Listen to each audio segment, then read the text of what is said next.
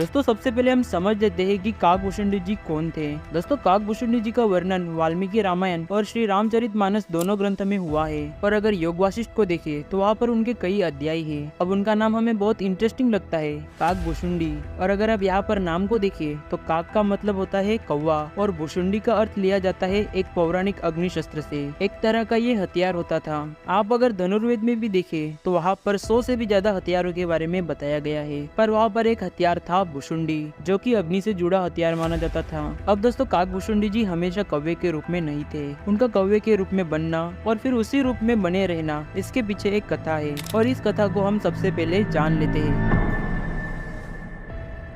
काकभूषुंडी जी भगवान शिव के अनन्य भक्त थे। वो शिव भक्ति में ही लीन रहते थे और उनको अन्य किसी देवता में आसक्ति नहीं थी और इसी तरह से वो दैनिक रूप से शिव भक्ति में लगे रहते थे। एक दिन जब उनके गुरु का आगमन हुआ तो वो शिव उपासना के समय उनके गुरु का अभिवादन करना भूल गए और इस बात से शिव जी वृद्ध हो गए, क्योंकि शिव जी बताना चाहते थे कि जो गुरु का स्थल है, जो गुरु का सम्मान है, वो एक भगवान की तरह होता है। आप कितनी भी पूजा पाठ करें लेकिन गुरु का सम्मान हमेशा होना चाहिए। तो इस वजह से शिव जी वृद्ध होकर काकभूषुंडी जी को एक श्राप दे देते हैं। श्राप के अनुसार काकभूषुंडी जी को अगले 1000 जन्म पशु योनि में जीने होंगे। इस श्राप को सुनने के बाद जो काकभूषुंडी जी के गुरु थे उन्होंने शिव जी से बहुत विनती की, प्रार्थना की कि श्राप को वापस ले ले, लेकिन शिव जी श्राप को वापस नहीं ले सकते थे। लेकिन काकभूषुंडी जी के गुरु की प्रार्थना को देखते हुए उन्होंने बोला कि 1000 जन्मों तक ये पशु योनि में जिएंगे, लेकिन 1000 जन्मों के बाद ये मनुष्य योनि में एक विद्वान पुरुष बनेंगे और भगवान राम की भक्ति को प्राप्त करेंगे। अब 1000 जन्मों को पशु योनि में जीने के बाद जब काकभूषुंडी जी एक ब्राह्मण के रूप में पैदा होते हैं तो अलग अलग तरह के प्रवचनों में जाया करते थे। तो एक प्रवचन चल रहा था लोमश ऋषि का।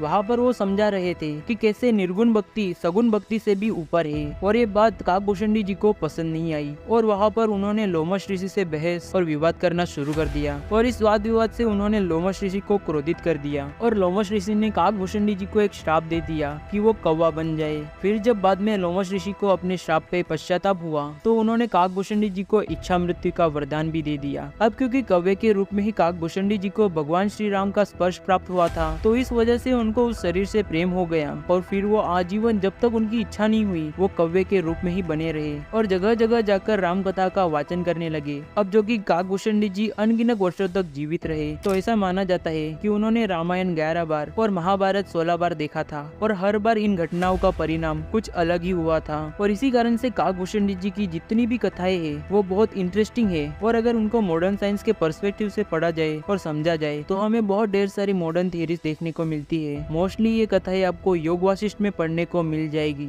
जो अपने आप में ही बहुत ढेर सारे कॉन्सेप्ट जैसे टाइम डायलेशन हो गया, मल्टीवर्स हो गया, क्वांटम फिजिक्स हो गई, इस तरह के कॉन्सेप्ट को अपने अंदर समेटे हुए है।